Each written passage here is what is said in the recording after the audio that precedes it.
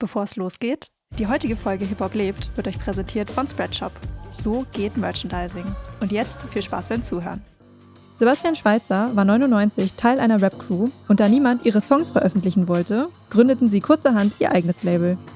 Die Rap-Crew gibt es nicht mehr, das Label ist uns allen seit 25 Jahren als Chimperator bekannt und unter anderem mitverantwortlich für die Erfolge der Orsons, Crow und OG Kimo. Ali Burch ist ebenfalls Teil des Labels und hat sich bereits als Tour- und Artist-Manager einen Namen gemacht und arbeitet unter anderem mit Ramsey als auch mit meinem dritten Spontangast Funkvater Frank, Produzent und Labelgründer von Funkloch. In dieser Folge blicken wir gemeinsam auf 25 Jahre Chimperator zurück und ich durfte erfahren, wie sie die Balance zwischen künstlerischer Freiheit und kommerziellem Erfolg halten. Wie wichtig ist es, Erlebniswelten rund um Releases zu kreieren? Wir sprechen darüber, wie sie neue Artists entdecken und wie so ein Signing-Prozess wirklich abläuft. Was macht ein gutes Management aus? Und wir klären den Mythos, was man in diesem Job eigentlich wirklich macht. Und vielleicht am wichtigsten, würden die drei morgen noch das Gleiche machen, wenn Geld keine Rolle spielt. Viel Spaß beim Reinhören. 25 Jahre Chimperator, so unterschiedlich die Artists sind, die ihr betreut habt, Stichwort Crow, Orsons, Kimo, hatten sie doch aber at some point in ihrer Karriere eins gemeinsam, nämlich das Label. Und zwar euch, Chimperator. Es ist mir wirklich eine Ehre, dich, Basti, als Gründungsmitglied und ja auch jemand, der immer noch am Start ist bei Chimperator, dabei zu haben. Ali als Neuzugang so ein bisschen bei Chimperator und auch so ein bisschen neue Generation Musikindustrie für mich. Und ich werde auch noch erklären, wieso. Und als Special Guest Funkvater Frank, spontan einfach mit reingesteppt, Haus- und Hofproduzent von OG Kimo und Labelchef von Funkloch. Herzlich willkommen, schön, dass ihr da seid. Danke. Hallo. Wir fangen wie immer an mit der Frage von meinem letzten Gast. Frankie, das ist hier ernst. Ja, ich war jetzt ist für Spaß wieder vorbei. Wir müssen jetzt hier wieder ein bisschen. Ich habe die ernsten Schuhe an, wir sind bereit. Wir fangen an mit der Frage, die mein letzter Gast dagelassen hat. Das ist so ein bisschen der rote Faden, der sich durch Hip-Hop lebt, zieht. Und der gute Enoch hat letztes Mal dagelassen, würdet ihr morgen noch das Gleiche machen wie heute, wenn Geld keine Rolle spielen würde? Ja, wahrscheinlich sogar mit wieder ein bisschen mehr Leidenschaft, als es mittlerweile ist. Einfach weil du es nur aus der Leidenschaft rausmachst. Das sage ich jetzt dazu. Das war meine Antwort. Mhm. Wie ist es bei euch? Würde ich auch sagen. Ja, voll. Also, Mich hätte jetzt auch alles andere so ein bisschen überrascht, wenn ihr so sagt, nee, ich mache das nur fürs Geld und Kultur, Hip-Hop ist mir egal. Im Gegenteil, das ist auch ein bisschen, Ja. vielleicht gleich als Brücke zu dieser Funkloch-Sache. Ich habe auch so bei dir das Gefühl, Basti, das ist ja auch das, was so ein bisschen Spaß macht, wieder bei Null anzufangen, bei Ramsey jetzt mit einem wirklich komplett neuen Künstleraufbau und ja, von vorne anzufangen. ich glaube auch, also sowohl bei Funkloch als auch bei Chimperator vor 25 Jahren, da war der Antrieb oder wir haben es nicht mit dem Geld gemacht. Also echt, so dumm sich das anhört, da haben wir wirklich auch gar nicht dran gedacht damals, sondern wir hatten Bock, Musik zu machen und so fanden es spannend, Musik rausbringen, wie geht es, wie ist es und so. Also Geld kam erst. Also klar, ne, du brauchst immer dann irgendwie Geld, um damals dann und jetzt auch wieder Vor allem, du wirst auch älter. Ja, genau, ja klar. Ne? Die ganze Voll, Privatdinge. Kinder und sowas, das wird dann schon Sowas. anders. Ja, doch, Ja, Leben halt aber, einfach. ne? Aber ja, ich glaube, das ist auch nicht gesund, wenn Geld der Antrieb ist. Ich will gar nicht nur jetzt bei Rap oder Hip-Hop, sondern egal, was du machst. Dann rutscht es in sowas Komisches rein, was einem, glaube ich, nicht gut tut. Geld ist, pass mal auf, Geld ist das Abfallprodukt, was hinten rauskommt eigentlich. Du bist wie so ein Auto. Du bewegst dich und hinten kommt die Kohle raus. Das ist schon das erste Takeaway, was die Hörer und Hörerinnen mitnehmen Nice. können heute. Cool. Basti, wenn du Chimperator in einem Satz beschreiben müsstest, welcher wäre das? In einem Satz. Ein Teil meiner Familie. So. Oh, Ich dachte, du sagst Mann bei Stunden. Basti, was bedeutet denn für dich der 23.11.2011? Der 23.11.2011. Das war Keine bestimmt Geburt? irgendwas mit Crow, oder? Da haben wir Das war vielleicht bestimmt irgendwas mit Crow. das Easy-Video hochgeladen. Genau. Da wurde das Easy-Video hochgeladen und wurde über Nacht zum Erfolg und die Free-EP dazu ja auch. Was hat das für euch verändert? Naja, ganz viel. Also, ne, kurz bevor das losging, war das erste Mal so, dass wir ein bisschen Geld verdient haben, weil wir da, ich glaube, mit den Orsons einen Verlagsdeal unterschrieben hatten und eine Edition dazu noch aufgemacht hatten. Und dann, das war das erste Mal, dass wir so ein bisschen eine größere Summe hatten und wussten, okay, für, weiß ich nicht, ein Jahr haben wir jetzt ein bisschen Geld an der Seite. So. Aber also 10 Jahre quasi haben wir Jim Deck gemacht, ohne quasi irgendwie für uns Geld zu haben. Und mit Crow und mit diesem Easy-Video hat sich das natürlich dann relativ schnell geändert. Ne? Da wurde dann Geld verdient und wir haben plötzlich Mitarbeiter gesucht und bekommen und ein großes Büro und auch ganz viel neu gelernt. Ne? Also keine Ahnung, mit TV-Werbung oder sowas hatten wir natürlich nie zu tun davor. Und plötzlich war man dauernd in Meetings mit Universal und anderen Leuten und plötzlich haben sie sich alle interessiert. Genau, ja. Da hat sich ganz, ganz viel geändert. Da komme ich gleich noch drauf. Mich hat das in meinem brandenburgischen Jugendzimmer auf jeden Fall auch erreicht. Und dann ging es ja auch wirklich holter die Polter los, über Nacht, dass das Ding Fahrt aufgenommen hat. Wann war denn für dich so ein Moment, wo du so warst, okay, scheiße, wir haben es geschafft. Hier passiert gerade richtig was Geiles. Das, was wir immer wollten. Da war ich mit Coddy bei... Das, also weiß ich, weil ich das schon sowas in die Richtung schon öfters gefragt wurde und deswegen habe ich da länger drüber nachgedacht. Danke, Basti. Und da war ich mit Coddy in der Schleierhalle. Und Schleierhalle, also für die, die es nicht kennen, ist eine große Konzertlocation, Halle in Stuttgart. Und da war ich auf meinem allerersten Konzert mit meinem Papa bei David Hasselhoff mit 9 oder so. Deswegen war das für mich schon ein besonderer Ort so.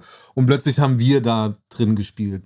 Alleine das schon war es schon so, da haben wir überhaupt wirklich nie dran gedacht. Also das hat auch damals eigentlich nicht stattgefunden im Rap. Also das Rapper haben eigentlich nicht in der Schleierhalle. Also Deutschrapper. Wie viel da reinpassen? Boah, ist das größer als die Porsche Arena? 20.000? Ja, Geld. Ja. 20.000, ja, oder? ich glaube. In dem Dreh. 15 bis 20. Ja. Und da haben wir, da war die Rayop-Tour, also die erste große Tour zu dem ersten Crow-Album. Da war ich auch. Ah ja. Richtig mit Ticket kaufen. Und dann stand ich mit Coddy. Mit Gästeliste kann man einer. Nee, nix mit Gästeliste. Nee. Noch mit Taschengeld. Und das war völlig verschickt, ne? Wir sind da rein, unten sind so Katakomben und dann war da ein Koch und so und der Koch hat geschimpft mit mir, weil ich mir einfach was genommen habe und so und ich war so, oh ja, Entschuldigung. Und dann war ich mit Coddy oben und wir haben gesehen, wie die Leute reingekommen sind und wie das immer voller und voller geworden sind und was man davor halt im Internet gesehen hat, diese Zahlen, ne? Bei YouTube war das damals dann noch eher, ich weiß gar nicht, ob Spotify schon gab, waren dann halt plötzlich echte Menschen. Und da haben Coddy und ich, dann gab es einen Moment, wo Carlo so sagt, ey, macht euer Handy an, die Lampe, sagt man Lampe? Taschenlampe? Das Licht vom Handy. Und dann funkelt es so wirklich halt 20.000 Lichter und da haben wir sogar, wow, krass. Und wir stehen da jetzt so und da sind wir ein Teil davon. Also ich habe es ja noch nie erlebt, aber ich stelle es mir so vor, dass dann dieses virtuelle Internet irgendwie so zu einem echten Ort wird, wo die Leute auch wirklich hinkommen. Natürlich auch, wenn es dann trotzdem nur ein Bruchteil sind, aber es ist ja gestört, viele Leute, gerade auch für die damalige Zeit für Rap, voll. Was ja damals auch wirklich noch ein bisschen was anderes war. Wann war das jetzt? 2011 kam das Video. Wann jetzt dann die war Tour das 2012. Ja, Ja. Krank, auch das ein Jahr später. Ja, voll. Was hat der davor gespielt? Sorry, was hat der davor gespielt? Ja, das ging relativ schnell. Der hat, es gab noch, bevor es groß wurde, haben wir, ist Coddy, Psycho und Carlo bei Madcon. Das sind so Amis, die machen so, ich weiß gar nicht, wie man die Musik nennt. Das ist so Radio Black Music. Wie heißt so. es? Ja, genau. Das sind die. Und da. Belgien. Ja, die. Genau. Und ich Aber weiß das gar ist nicht, so lange her. ich glaube, Strachi, also der quasi eine Generation vor mir aus Stuttgart, der so Kopfnicker Records und 0711 gemacht hat, der hat so gesagt, ey Jungs, hier, da ist so eine Band, habt jemanden, der da als Support mitgehen will? Und dann haben wir gesagt, ja, okay, Crow macht so, könnte ja auch im Radio laufen, das ist auch Radiomusik kommen und der braucht Live-Erfahrung, dann soll er da mit. Und da waren halt Da war niemand auf dem Konzert. Perfekt. Einfach, ja. Aber niemand.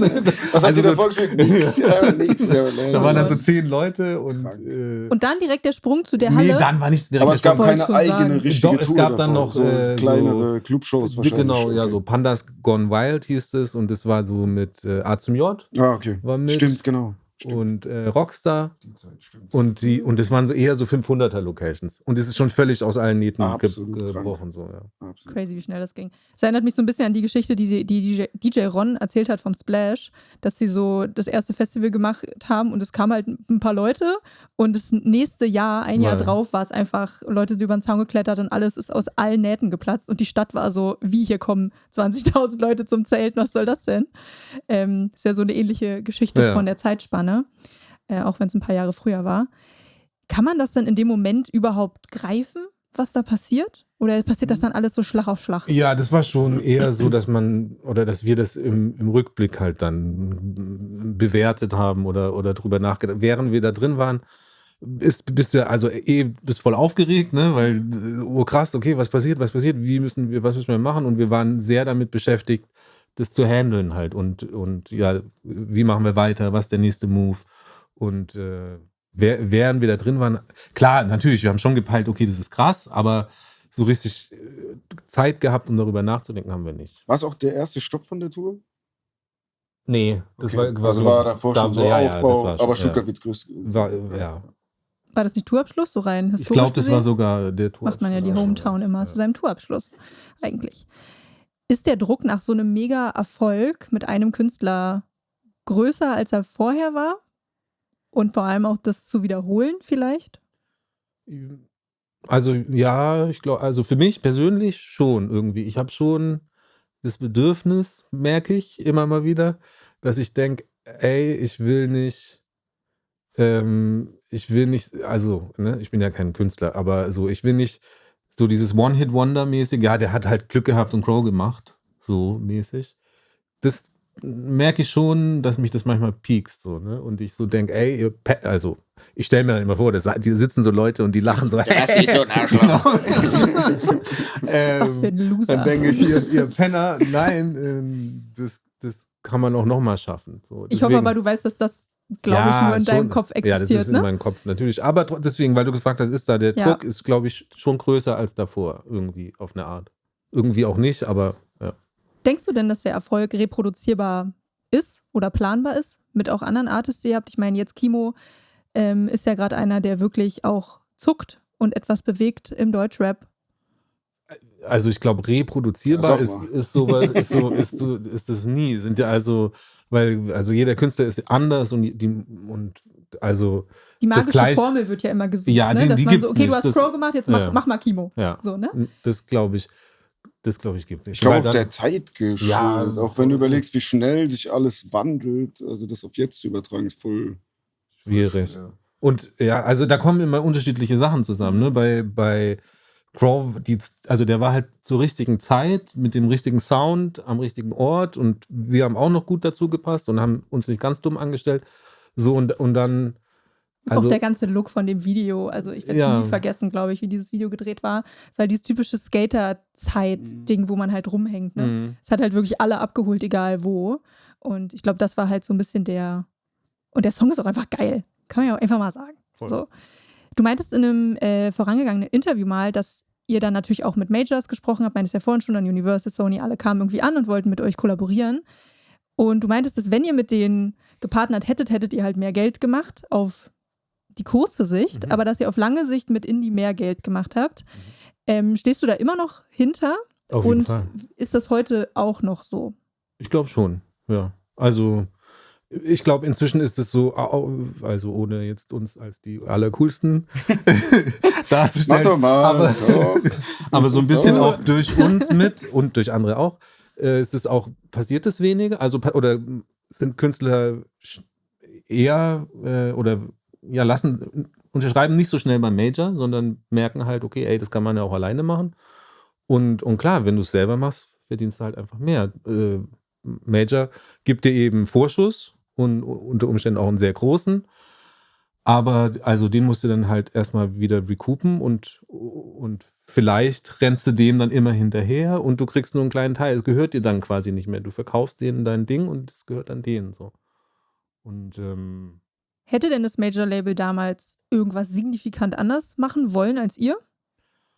so weit gingen die Gespräche nicht. Aber die wollten Crow oder die wollten Chimperator? Die wollten einfach, die hätten alles. Also wo wir Alles. bereit Also gewesen wären. So. auch so das Konstrukt. Ja, hätten die gemacht. So die Hauptsache, sie hätten es gehabt, so mäßig. Und dann, uns war schon, ne, wir sind auch, also das ist mir auch manchmal, wenn ich jetzt dran denke, so ein bisschen peinlich, wie wir dachten halt auch wirklich, wir sind die absoluten Kings. Wir sind da so reingelaufen in die. Ja, aber wer, wenn nicht ihr selber? Also, ja, also die waren echt Leute, die. Conti und du in so Baggy-Shirts. Ja, genau. So, ja, so wir können du sagen. So, auch richtig unangenehm. Ja. Wow. Gibt's denn, also auch du, Frankie, als jetzt neuer Labelchef, wie ich erfahren habe, gibt es einen Rat, den ihr Künstlern und Künstlerinnen gibt, dass aber vielleicht ein Major manchmal doch mehr Sinn macht? Oder sagt ihr so komplett, Indie is the way? Wahrscheinlich eher in Bezug auf so Projektbudgets, glaube ich, dass man sich, also vor allen Dingen bei uns, entscheiden muss, okay, sagt man jetzt, man geht jetzt zu, sagt jemand, Groove Attack oder was und sagt, man holt sich Summe XY für ein Projekt. Oder man sagt eben, man nimmt das Geld aus der eigenen Tasche. Wir sind Fan davon, es aus der eigenen Tasche zu bezahlen. Dadurch ist es halt immer schmaler berechnet. Ja, ne? Dadurch ist es immer schmaler berechnet, aber du achtest auch mehr darauf, dass du eigentlich für jeden Scheiß Geld ausgibst und es einfach versuchst, schmal zu halten. Ja, voll. Ali, mal an dich. Woher weiß man denn, was so einen guten Deal ausmacht? Wenn jetzt zu dir Ramsey, den du ja auch vertrittst, kommst und sagt, hey, ich habe richtig Bock auf Major oder ich habe Bock auf Indie. Was wären für dich so die Abwägungen, die du triffst, um das mit dem Künstler auch zu erörtern, was am besten ist? Ich würde mal sagen, wichtig ist, dass der Künstler sich trotzdem frei entfalten kann. Also, dass er nicht irgendwie Grenzen auferlegt bekommt. Dass er seine Ideen, dass die ihn eigentlich eher unterstützen, anstatt lenken zu wollen. Sowas in die Richtung. Und von den Zahlen her kann ich jetzt nichts sagen. Keine Ahnung. Auch da, ja. Zahlen war jetzt auch gar nicht so im Sinne von, okay, wer zahlt jetzt mehr, zu dem gehen wir. Die Majors zahlen mehr. Die Majors zahlen immer mehr, kann man schon so sagen. Das ist ein Fakt. Aber wie du ja auch schon gesagt hast, die freie Entfaltung ist halt dann immer so eine Sache, ne? Ob die komplett eine Gangart vorgeben wollen. Das haben wir auch bei ihm. Also Karim kann zu ihm sagen, hey, ich hab Bock, das und das zu machen. Und Basti sagt, let's go. Könnte Basti auch oder sagen, Basti sagt gar nichts und erfährt's nicht und dann sagen wir, ja, da ist es. Oder so. Aber könnte theoretisch Basti auch sagen, nein? Wir machen das Video nicht? Nein, also, wir reden, wenn wir Ideen haben, reden wir alle zusammen darüber. Es ist nicht immer so, dass jede Idee geil findet. Ja. Das ist auch in Ordnung. Ja, wäre ja auch komisch. Genau, aber deswegen suchst du dir ja auch, also in unserer Welt, also Kimo in meiner Welt ist auch deswegen sind wir ja bei Chimp, weil wir jemanden wollen, mit dem wir auf Augenhöhe darüber reden können, was haben wir vor, was wollen wir überhaupt machen, ohne dass uns gesagt wird, macht so. Ich weiß aber auch, um ganz ehrlich zu sein, das ist auch so ein Stigma, was es, glaube ich, gar nicht mehr so gibt. Also die Majors arbeiten mittlerweile ja nicht mehr auf, hey, aus dir mache ich einen Superstar, komm mal her, wir machen dich richtig groß, sondern die holen sich 20 Stück, zwacken sich kleine Prozentsätze nur davon ab und hoffen, dass einer von denen authentisch durch die Decke geht und holen damit das Geld wieder rein für die 10 Künstler. Also ich glaube, das gibt es immer noch, vor allen Dingen in so einer Pop-Welt bei den Majors, aber im Rap, in unserem Kosmos, ist es nicht mehr so. Die signen 10 Leute, gucken, dass einer läuft und meistens auch authentisch. Also ich habe nicht das Gefühl, dass viel aufgesetzt wird von den Labels mittlerweile. Ich glaube, der Unterschied, gerade jetzt bei Ramsey zum Beispiel, ne, ist, dass Ramsey kann direkt mit Frankie reden, ne, und wenn er bei Funkloch ist, und wenn er aber bei Sony ist, kann er vielleicht mal direkt mit, weiß nicht wem sprechen, aber halt nicht, der wird nicht auf WhatsApp konstant Feedback geben. So. Und das ist ja auch der Spirit, den ich für Funkloch auch mit von Chimperator mitgenommen habe, weil wir waren nicht einfach eine Kartei bei Chimp, sondern wir waren immer direkt mit Basti, immer direkt mit Conti, mit Nico, egal wen du anrufst, es ist jemand erreichbar und da. und auch über strategische Entscheidungen hinaus. Also ja, das hast du bei einem Major, glaube ich, einfach nicht. Und Ramsey, also ohne nicht mit böser Absicht auch. Ne? Ja, die, ja, klar. die können das halt nicht, weil die Ab halt da viel, geht's viel mehr dir. Künstler haben. aber die haben halt auch PMs, ne? Also du Ja. sprichst ja nicht mit Ja. dem Geschäftsführer. Was war denn der Grund, warum Ramsey dann bei Funkloch gesigned hat und nicht bei Chimperator? Gab es da irgendeine tiefer liegende Nee, gar nicht. Grund? Wir hatten die Idee mit der Funkloch-Geschichte schon länger, einfach weil ich neben dem ganzen OG Kimo-Projekt halt auch, also ich weißt du ja selber, wenn du die Musik verfolgst, es ist immer sehr zäh, bis ein Projekt passiert und es ist sehr, die Arbeit ist sehr konzentriert auf ein Projekt und ich werde da wahnsinnig. Ich muss mehr machen können, als an einem Projekt zu arbeiten und da war mir halt wichtig, was zu finden, wo ich nicht den Funkvater Frank spiele, sondern ich habe Ramsey, ich habe Jatze, die Jungs machen zusammen Musik und kann einfach unterstützend da sein. Also es war nie zur Debatte gestanden, ob das da um Chimperator oder um Funkloch geht, sondern einfach, dass wir gesagt haben, wir wollen da was Neues probieren. Und das ist ja auch in Anführungszeichen mehr, aber auch gleichzeitig weniger als ein Label, weil halt auch viel Kreativmanagement, Gott weiß, wie man das wirklich nennen soll, da drin steckt. Also ich mache Musik mit den Jungs zusammen, aber die machen ja Musik selbst. Und wer verantwortet das Geld? Der Nico. Nein, also erstens entscheiden wir das auch alles zusammen, auch mit den Jungs zusammen. Also ich meine jetzt gar nicht nur mit Nico, Basti, Coddy, sondern auch mit dem Künstler selbst. Hey, guck mal, für was wollen wir wie viel in die Hand nehmen, was ist realistisch. Ich bin froh auch, dass wir da mit Jungs zusammenarbeiten, die da auch einen realistischen Blick drauf haben. Ja, also ja, eigentlich kommt es kommt aus der eigenen Hosentasche und der Nico sagt, bis wie viel zu viel ist. Und ist auch gut so. Nico klingt wie ein cooler Typ. Ja, so Nico, gell? Hör mal, was die Leute denken. So. Der mit dem soll Geld sagen, muss man sich immer gut er stellen. hat einen großen Fisch gefangen in Griechenland. Ich habe war das ihm Video hier live in Farbe. Okay, ey, zeig's in die Kamera, können die Leute. Ist egal. Woher nehmt ihr denn das ganze Geld, Durchhaltevermögen? ach so. Also alle aus deiner Egal. Hosentasche, das haben wir ja schon gelernt, was Nico verwaltet. Ja. Nee, aber so, ne, auch Ali, der jetzt neu dazugekommen ist, er ist ja Tourmanagement, ne, von Kimo. Und jetzt Erstmal ist der Ali ein Freund. Als alles ist Ali ein Freund. Erstmal ist Ali natürlich der beste Freund und Ali regelt. So, Das ist ja der Claim. damit hat es angefangen. So. Dann Tourmanagement, dann ins richtige Management. Und ich gehe jetzt davon aus, dass du nicht mit 100.000 im Monat nach Hause gehst. Nee, So. viel mehr. Aber fast. Ja, Mann, so. Gut, dann haben wir das ja auch geklärt.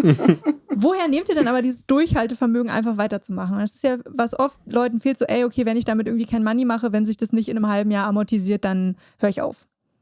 Bock, oder? Ja, also, Wir haben einfach Bock, es macht Spaß. guck mal, ja, weißt du, sag doch du auch mal was. Was machen wir denn was machen wir 50% vom Tag? Abhängen. 50% Laut vom Tag Instagram ist wirklich abhängen. So, wir Abhängen gehen und Kaffee labern. trinken und machen uns. Aber das Ding ist auch, das ist auch Teil der Arbeit irgendwo. Das Privileg haben wir auch, auch da, dank Chimperator, wir sind nicht zu einem Major gegangen, dass wir einfach sagen, das ist ja auch Teil des kreativen Schaffens. Also ich kann dir sagen, Kimo ans Mikrofon zu kriegen, ohne diesen sozialen Baustein auch dazwischen, würde gar nicht funktionieren. Und auch da, sich Gedanken über Projekte zu machen, über, keine Ahnung, die Songideen, Songstrukturen, Marketingplan, weißt du, das entsteht ja alles mit, wir sind Kaffee trinken und labern einfach. Es ist mehr es ist das Leben halt irgendwie. Es ist nicht nur, ist ja kein Beruf. Es ist eine Berufung. Ja, ist schon ein Beruf, aber halt ein spezieller. Ne? Es ist So. eben nicht so ein Beruf, wo du ins Büro gehst und dann machst du da einen Song und dann gehst du wieder nach Hause, sondern so, wie Frank gesagt, ne, also das so Damit gehst du ins Bett, damit wachst du und morgens auf. im Kopf läuft es weiter und dann musst du halt zwischendrin auch mal.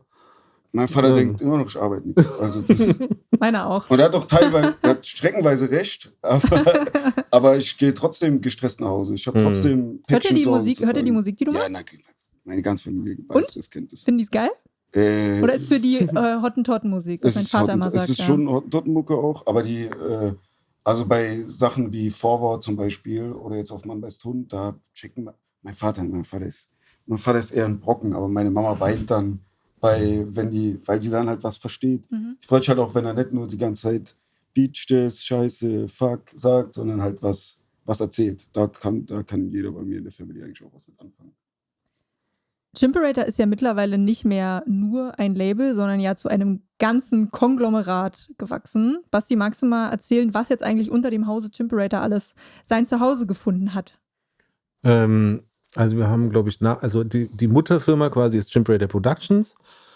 Und die war so immer schon Label und Management, aber eigentlich nur deshalb, weil wir nicht so richtig gepeilt haben, dass es zwei unterschiedliche Sachen sind, sondern wir haben das halt... Sehr sympathisch, dass du es zugibst. Wir haben das halt gemacht und dann irgendwann gemerkt, okay, das sind ja zwei Sachen. Und dann haben wir als nächstes relativ früh, also Chimperator Productions haben wir 99 gegründet, in Anführungszeichen. Da haben wir halt gesagt, wir sind ein Label und wir machen Sachen und haben dann Tape veröffentlicht zum Beispiel. Und 2012, glaube ich, haben wir Chimperator Live gegründet. Das ist die Booking-Agentur. Dann dazwischen noch den Verlag, der hieß damals Affen Publishing. Da haben wir irgendwann später, 2018, glaube ich, den Katalog verkauft. Das heißt inzwischen Chimperator Publishing und ist Root quasi, bis wir wieder damit loslegen. Dann haben wir 2013, glaube ich, eine Konzertlocation in Stuttgart quasi gepachtet. Das ist früher hieß es Zapata, ich habe Wu-Tang zum Beispiel zum ersten Mal live da gesehen. Und das heißt inzwischen im Witzemann und da haben wir 2 Hallen, da machen wir Konzerte, da gibt es einen Mittagstisch, also da sind so Büros auch drumherum, die können da Mittag essen. Chimperator Live hat auch sein Büro dort. Und da war ich mal. Ja. Ich war in Stuttgart, kurzer Einwurf, und es war ein Ziel von mir vor dem Chimperator Office, ein Foto zu machen. And I did it. Also, war das Rote Bühlplatz?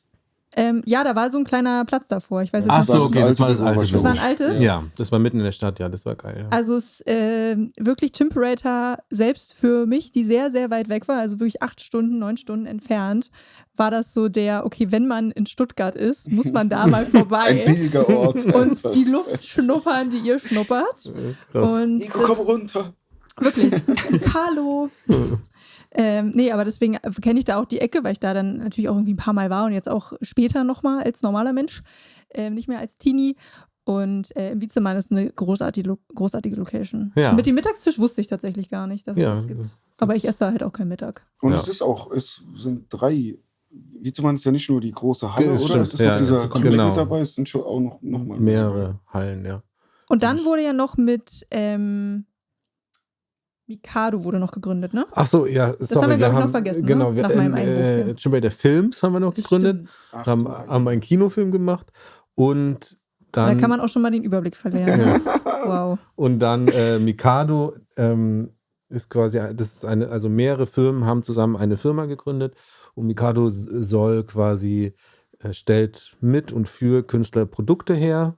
Das erste Produkt ist mit Bad Moms J, haben wir so eine Beauty-Line gemacht. Oh, der richtig Schnapper gemacht direkt. Ja. Mit dem ersten Projekt. Und ja. Also es ist schon, ich habe mir das echt einfacher vorgestellt. Als wir losgelegt haben, damit habe ich gedacht, oh geil, das ist so was Neues, ne? Ja. Also keine Musik, sondern mal was anderes. Aber es ist übel krass langwierig und dauert 100 Jahre alles und das hat mich irgendwann dann so ein bisschen gebremst, auch wieder in meiner Euphorie. Also weil da musst du so Produkttest machen und Produktdesign. Ja, naja, das machst ist du ja so Marktgruppen? Ja, so Marktforschung zum Beispiel. So. Das machst du ja bei Musik, also wir zumindest nicht. Ne? Design ist das Gleiche, ne? Du machst halt ein Design. So. Ja. Das dauert auch mal länger, so das kenne ich schon, aber dass es so krass lange dauert und das ist schon noch eine ganz andere. Und dann spricht man mit Rossmann oder mit DM. Nice. Ist auch nochmal was ganz anderes natürlich. Wie ist denn das? Kriegen die dass das Ding da im Regal steht, wie funktioniert das? Oh Gott, da bin ich operativ zu wenig drin. Ich glaube... nee, ich frage nur, weil kaufen die dann quasi so wie bei einer Platte? Ich glaube, bei den Platten weiß ich es, ne? Platte ist klar, aber läuft es bei den Produkten dann auch so? Ich wollte gerade früher, ne, als es noch Saturn und Co. richtig groß waren, da haben die dir quasi, sagen wir mal, Saturn Stuttgart kauft 20 Chemoplatten ab. Und das zahlen die dir auch. Aber die haben quasi unendlich Rückgaberecht. Ja. Also die können auch nach 3 Jahren noch sagen, übrigens 5 sind nicht verkaufen, die nerven jetzt langsam, nehmt ihr die mal bitte zurück. Retoure hier. Und dann muss das Geld wieder zurück. So, deswegen war Bei also 5 Platten geht's ja noch. ja, aber wenn es wenn's halt, ein paar mehr wenn sind. es ein paar mehr sind und es ist natürlich so Abrechnungsbuchhaltung. Das Ja, ist jetzt ja. bei Saturn gar nichts von Genau. Ja, also inzwischen gibt es ja auch wirklich nicht mehr. Die Leute gehen da nicht mehr hin. So. Ja. Es würde ja Sinn machen, wenn es bei DM, Rossmann und den üblichen Verdächtigen Aber auch es so ist auch wäre. gerade so Platte und so ist ja noch, das, ich glaube, das. Die haben es ja probiert, eine Zeit lang, ich glaube auch bei, war es nicht bei Müller? Gab es nicht sogar Platten bei Müller? Ja, ja. Schon, jetzt Fieber haben schon auch alle wieder Haben wir was bei genommen. Müller Ja, Fieber? ja. Die wollen das schon. Das ist, also früher war das eigentlich für die so ein, Der so ein Ding. Place to be, es war der einzige Ort, wo man das mal hören Für konnte. uns ja, ne? Damals. Für die Käufer quasi zum Ja. Hingehen und zum Hören. Was Aber jetzt? für Saturn und so, Ach so. war das Ding, okay, wir haben da was, Entschuldigung, was Spannendes, was Leute zieht. Und auf dem Weg, wenn die da reinlaufen, dann sehen die dann Sehen noch die die das. Kaffeemaschine. Mhm. Und das ist geil, wenn sie die kaufen. Mhm. Die Platten haben die gar nicht interessiert, das ist kein Geld für die. Ja, so ein glaub Konzept, was aus der Zeit gefallen ist, aber Ja. für die Zeit war es natürlich großartig. ich. Ja. Ali, bist du denn durch diese Kumpelsache in die Musikindustrie geschlittert? Ja, 100%. Und dann ging's So, los. wie hat's angefangen mit, kannst du uns fahren? Ja. So, ganz banal. Wir sind fahr uns irgendwo- mal zum... Ein Auto ist irgendwie ein Auto, wir wollten irgendwo hinfahren, Auto ist ausgefallen und wir haben gesagt, ey, wir haben kein Auto, wir sind gefickt, Fahrst was du machen mal? wir jetzt? Da hast du das Auto von deinem Vater genommen, Benz. den Benz, ja. Aber ich weiß auch nicht mehr wohin. Voll Ärger bekommen. Ja, es war richtig, das Das war waren viel nicht. zu viele Kilometer, die wir gemacht haben. Ich dachte, weil das Auto dreckig war oder so. Nee, gar nicht. Wir sind einfach durch die Prairie. Ich weiß aber nicht mehr, was das war. Ich weiß nicht mehr, was das war. Und wann war das? Super lang her. 2019, 18? Ich glaube 18 sogar. Ja. Da war Aber dann war auch länger, also das war jetzt dann nicht so, dass wir jetzt mal alle angerufen haben und gesagt, fahr mal. Weiß gar nicht. Auf Wie ging's dann Uber-Basis. weiter? los, ja, Fahrerei dann. Ja. Es hat sich so langsam etabliert, dass ich die Jungs dann fahre. Weil, Also Festivals größtenteils. genau. Ich bin die ersten Jahre bin ich immer selber gefahren, mit einem ganzen Pack hinten im Auto drin. Da habe ich irgendwann gesagt, ey, Schön, das dass macht du's mich gesagt dumm. hast. Ja, das macht mich dumm, ich habe da keinen Bock mehr drauf. Natürlich, wer will von 6 Leuten fahren? Niemand will fahren. Ich Ja, vor hab allem will immer- die keiner koordinieren. Genau, Hm. und die wollen alle saufen. Ja, Ja. jeder will saufen, alle wollen saufen. Oder egal. Und ich habe gewusst, der Ali will fahren, der ist der Typ zum Fahren. Da hab ich gesagt, ey, dann fahr du. Die gesagt, easy, kein Problem. Der Nur Typ Stress. zum Fahren, was Ja. heißt das? Der fährt gern Auto halt einfach. Ganz einfach. Und Ali trinkt kann auch wahrscheinlich mit- nicht so gerne. Das ist ein anderes ne? Thema. Das ist ein jetzt. anderes Thema. Ali Nicht, hat auch wenn noch du eine fährst. andere Nee, beim Fahren Superkraft. Egal. Das heißt, du Wollen wir kannst die dich dann. Superkraft auspacken? Nee, Ja, ne? der Ali hat jetzt zweimal schon ein bisschen was über den Durst getrunken, musste pusten und es ist nichts. Es war 0,0. 0,0. Immer. Weiß nicht, was Ich weiß nicht, ob das das ist. eine gute Fähigkeit ist, aber ist auf jeden Guter Fall. Stoffwechsel. Das auf jeden Das Fall. darf man Wow. nochmal laut sagen. Das ist noch was Schönes. Ist verjährt. Knubbel Vital. Und dann hast du aber Benny DC. Tourmanagement gemacht, wo wir uns ja auch kennengelernt haben, bei der Kimo Gianni Co-Headliner-Tour, wie ich sie gerne nenne. Mann weiß Hund. Mann weiß Hund. Da hast du dann das erste Mal Tourmanagement gemacht. Genau. Ne? Die erste Tour. Das erste Mal war aber auf dem Süd-Süd. Ja, Mann. Aber das war davor. nichts. Da hat der Ali 3 Jobs noch gearbeitet. Das war katastrophal. Der hatte, ich weiß gar nicht mehr, was war's. Musst du- Ali verkauft sich immer ein bisschen Baustelle? unter Wert, aber das wird sich heute hier Ja, ändern. Mann, der Ich buckelt bin schon. vom Bau auf Süd-Süd. Bau, ohne- wirklich Bau. Also wirklich so Schlitzen, Auf dem Backstein in richtige der Baustelle, Mittagspause schlafen. komplett Bau. verstaubt, Beton in den Haaren. Da hatte ich noch ein paar Haare mehr. Auf Süd-Süd gegangen Ja. und von der Süd-Süd dann noch in so einen Nachtviertel-Club. Und wann hast Bar. du geschlafen? Gar nicht. Gar nicht. Legende. Und dann Amen. von der Tour ins Management geschlittert. Nee. Und dann zu Dann haben Chimperator. bei der war das Mann bei Hundtour, wo wir uns dann das erste Mal Ja. in Berlin, weißt du, da Im RAW-Gelände, genau, Im ist es Astra, Astra? Da haben wir uns dann, Ja, man, da stimmt, saßen ja. wir eine Stunde da draußen, Genau. weißt du? So ein bisschen gelabert. Ja. Ich habe gleich meine Hand ins Feuer gelegt und habe gesagt, ey, wenn einer was für uns noch arbeiten könnte, was outgesourced ist von Chimperator, nicht direkt da, dann ist es der Ali. Und wir haben ich glaube, es war auch ein bisschen bei uns, also bei Kimo und mir, dass wir gesagt haben, wir brauchen irgendwie eine Schnittstelle zwischen Label, um so Kommunikation ein bisschen voranzutreiben. Und haben gesagt, wäre eigentlich geil, wenn man das mit jemandem besetzt. Da ging es auch gar nicht zu dem Zeitpunkt damals um Geld. Weiß nicht, inwiefern du willst, dass ich darüber rede, aber der Ali war auch in so einem Job, wo der keinen Bock mehr drauf hatte. Und ich habe gesagt, ey Digga, also wenn das für dich irgendwie interessant ist, wir können gucken, dass wir da was zurechtgedribbelt bekommen. Und jetzt hat sich immer mehr etabliert. Management ist auch, Das Wort ist auch so. das ist kein, also ich will dem Ali nicht den Management-Titel absprechen, das ist gar nicht, was ich will, sondern es ist mehr, also weiß ich nicht. Da sag doch du auch mal was dazu. Was sagt man da? Allrounder. Also, So in die Richtung. Also. Was sind denn deine Aufgaben? Mal konkret. Und wo hört es vor allem auf? ja, gute Frage. Das ist die bessere Frage, wahrscheinlich sogar. Was machst du nicht? Was mache ich nicht? Spotify-Pitching. Sowas. Mit Verlegen, Babbeln. Das macht alles der Basti.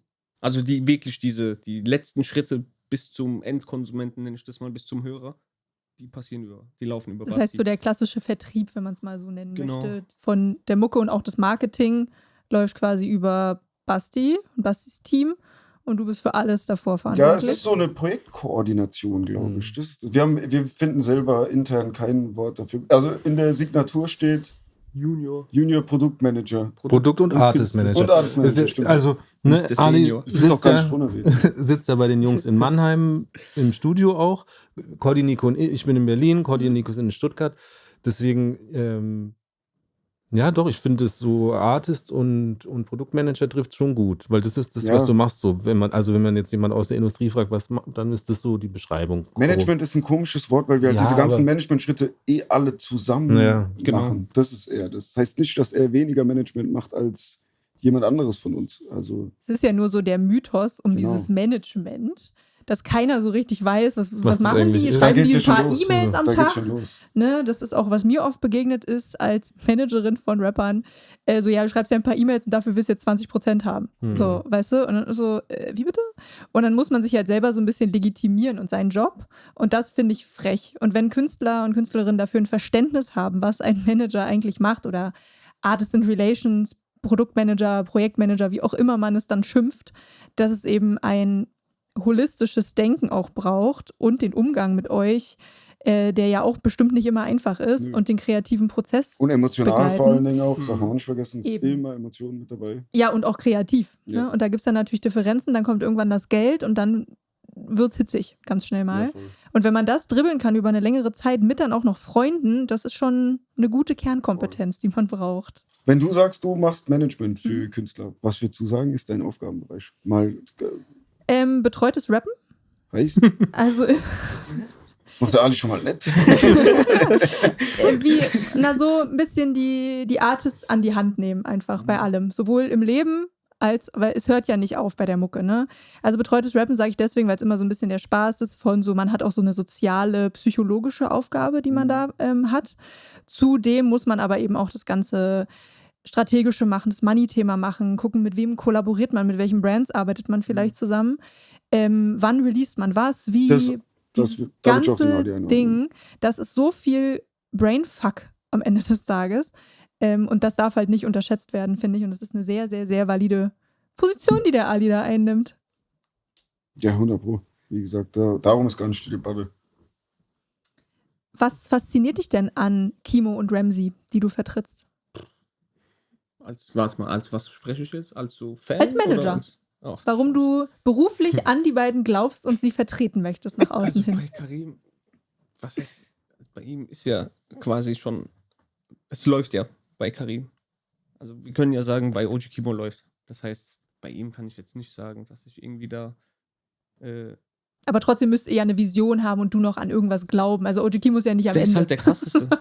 Ja, safe, 100%, da Fertig. können wir uns Also alle drauf einigen. Das ist auf jeden Fall ein Fakt. Dahinter stehe ich auch.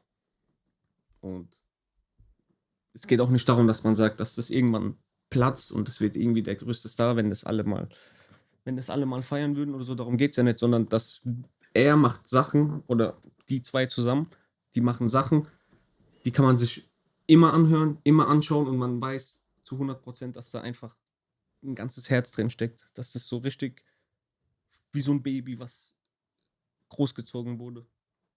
Und das spürt man halt einfach. Und bei Ramsey kann man sagen, der hat Hunger ohne Ende. Ja, Mann, Der gibt wirklich Vollgas.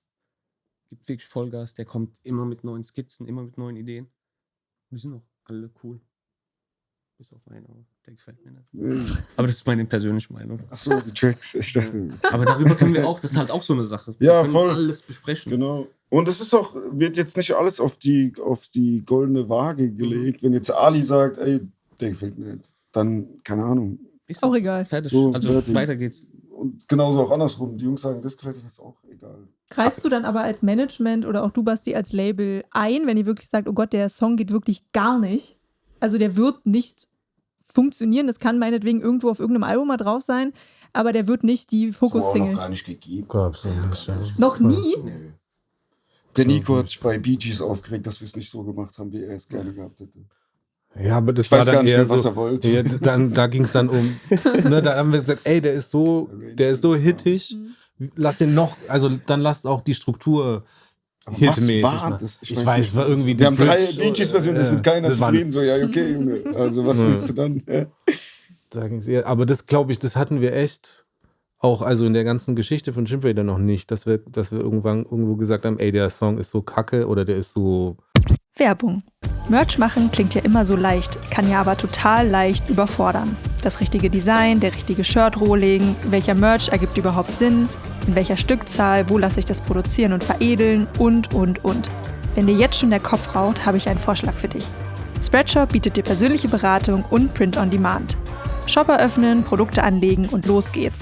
Das Ganze ist für dich komplett kostenlos und du verdienst ab dem ersten Verkauf. Details findet ihr unter spreadshop.de und das Team steht dir mit echten Menschen gerne mit Rat und Tat zur Seite. Ich verlinke dir das auch gerne nochmal in den Shownotes. Also das geht raus an alle aufstrebenden Musikschaffenden, Labels und Managements dieser Welt. Schaut auf der Webseite mal vorbei und überzeugt euch selbst. Werbung Ende. Das klingt jetzt aber wirklich sehr, sehr, sehr harmonisch. Na, also, nee. wir fetzen uns so, klar, natürlich, das dauernd auch nicht, aber natürlich, ne, das ist, finde ich schon, weil Musik ist was super Persönliches und die Karim und Frankie machen da was, ne, mit, wie Ali gesagt hat, mit Herz und da steckt ganz viel von denen drin, dann komme ich aus Berlin Ja, sagt so, und ja, sag so, die also, gebitsche Stimme da, weiß jetzt genau, nicht. die finde ich So. also total Quatsch. Und da das Dann kommt, wird's das habe ich eher erst, hitzig, das habe ja. ich tatsächlich wirklich sehr spät erst gepeilt, ich für mich, wie, dass ich da ein bisschen vorsichtiger sein muss. Ja, vor allen Dingen beim Mann bei Stunden. Ja, voll. Wie man mit Leuten, die Musik machen, über ihre Musik redet. Und dass das für mich was ganz anderes ist und ich das, ne, ich meine es ja nicht böse, aber ich meine es, ne, ich sage was Faktisches und es kommt ganz schnell überhaupt nicht faktisch Nein, an. Mann. Also Ja. es war, aber ich habe direkt, Also, ja. ich weiß direkt, um was es geht, war Ja. diese Civic am Ende kommt dieses hochgepitchte Outro. Ja. Wo Ich habe gesagt, es hört sich an wie Masimoto. Masimoto, genau. und wir haben so Und du gesagt, so, Junge, was hey, für Masimoto, was? Und wir waren auf so, Junge, also jetzt ist mal hier alles vorbei. Also es gibt schon Konflikte, ja. Aber der Basti sagt jetzt nicht, löscht es raus, das ist scheiße oder ey, deswegen wird es nicht funktionieren. Sondern er sagt halt so wie wir auch, das was Ali auch gerade gesagt hat mit, ey, der gefällt mir halt nicht. Oder ein Teil davon, du hast ja nicht gesagt, der Song gefällt mir nicht. Sondern es war so ein Mikro, das ist ja wortwörtlich das Outro, was ausgefadet wird. Das hört sich jetzt voll dumm an. Ja, Also, aber ja, man, es gibt schon, man streitet sich da schon auch, ne? Und Klar. dann. Und, Das, was du gesagt hast, eben ist ja genau das. Ist, du sagst eine ehrlich gemeinte Kritik einfach. Wir, vor allen Dingen auch bei Mann weiß du, muss man auch noch dazu sehen, es war übertriebenst emotional aufgeladen. Der ganze Prozess des Fertigmachen, dann Abgabestress noch mit dazu. Und dann kommt halt so, was Basti hier in Berlin tippt. Ja, also bei dem Outro weiß ich jetzt nicht so. Will ich vielleicht versuchen, mal Der anders denkt so zu machen. richtiger Lelek. Und wir machen die Mail auf und zerplatzen im Studio in 1000 Teile. Ja, aber da steht man auch drüber. Man ist dann Was war denn die erste Emotion, die du hattest, als er das geschrieben hat? Warst du sauer? Arschloch. Warst du, Natürlich. Na klar. Also wir sind durch die Decke gegangen im Studio, das weiß ich auch noch. würdest du Aber dir es denn, warte, es ist auch so, wir gehen auch wegen anderen Sachen durch die Decke und dann beruhigen wir uns einen Tag später wieder. Oder eine Stunde später wieder, weil man halt dann drüber redet. Ich bin das war auch die Zeit, wo ich mein iPhone das erste Mal in den Schredderer geworfen habe, wo ich gesagt habe, ey, fickt euch. Ich habe keinen Bock, 24/7 auf WhatsApp mir irgendeinen Scheiß anzuhören, wenn ich von morgens bis abends im Studio stehe und das Ding versuche geil fertig zu machen. Weil diese ganzen, der Basti wird es bezeugen können, ich telefoniere nur noch, ich mache das nicht mehr mit WhatsApp-Nachrichten, Instagram-Nachrichten. Ich bin, wenn was ist, ruf an, wir reden drüber, weil du dann, ist es emotionaler. Der Basti sagt dann nicht, hi Jungs, also im Outro von dem finde ich das, sondern so, ey, bei dem Outro, was habt ihr da gemacht? Dann sage ich so, dann sagt er das. Und man hat direkt eine andere Ebene. Es ist immer schnell dieses runtergeschriebene, so wie du auch sagst, schnell mal runtergerattert, weil du es loswerden willst. Was viel, das kommt ganz anders an. Da helfen auch keine, also bei mir nicht.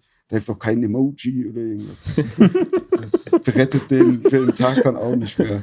Macht denn Basti auch mal gute Änderungsvorschläge oder immer nur Quatsch? Musikalisch, das ist aber auch was, worauf wir uns alle zusammen kombiniert haben, ist, dass wir sagen, wir brauchen einfach da so wenig Feedback, wie es geht.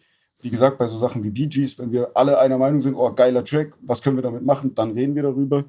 Der Basti ist mehr in dem, wie ist das Wort dafür, nicht organisatorisch, sondern in den strategischen, da ist der Basti da.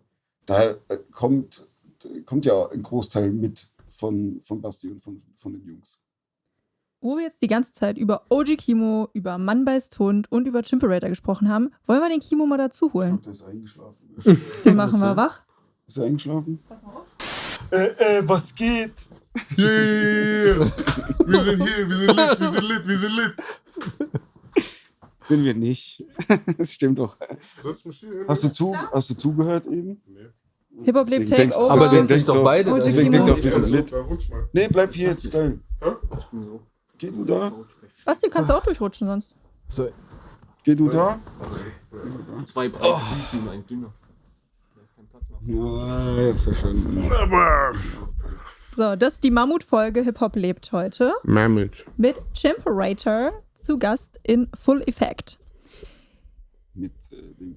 Kimo, wir haben jetzt schon ein bisschen über dich, die Zusammenarbeit mit Frank, Yeah. eure Zusammenarbeit mit Chimperator, wie das alles so abläuft, gesprochen. Hast du nicht zugehört? Und wenn du da bist, Kimo, möchte ich natürlich nicht nur über dich sprechen, sondern auch mit dir. Yeah. Wie habt ihr denn zu Chimperator gefunden? Wie war dieser ganze Prozess von, die haben euch entdeckt? Die haben zu uns gefunden, würde ich sagen. Ja? Ja. Wir haben damals, was haben wir rausgebracht? Rigor Mortis. Und dann wurden wir angeschrieben vom Julien, hat gesagt, hey, geiles Ding, wollen wir mal labern. Und er hat damals noch euch vertreten. Und ja, und dann war es nicht lang, bis wir die Jungs kennengelernt haben. Ja. Und wir haben damals noch gesagt, das ist safe falsch. Also die haben irgendeinen Fehler gemacht. Wir waren auch so, ja, wahrscheinlich das Label von Crow will jetzt hier Jo. diese Genau. OG Kimo-Sachen, wollen die unterstützen. Dachtet ihr, wäre wahrscheinlich. Scam einfach?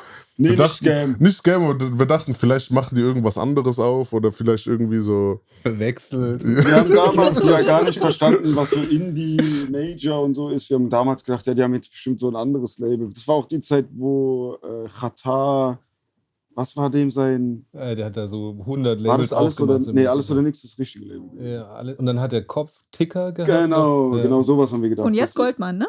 Ja, Ja, aber nicht das gibt es jetzt ja auch wieder nicht mehr, Ach. glaube ich. Ja. Apropos, können wir auch mal gleich noch, was hier für Independent Labels noch gibt, egal. Ja, zählen wir alle auf. Chimperator. Wie lief dann der Signing-Prozess ab? Das heißt, die haben euch angesprochen und dann ging es direkt ums Geld und dann habt ihr unterschrieben oder habt ihr erstmal Wir 3 haben uns Kaffee getrunken? zusammengesetzt, wir haben die Jungs erstmal kennengelernt in Mannheim. Wo waren wir? Bei so. Wenn irgendwo In Essen- Einsloch. Ja. In Einsloch.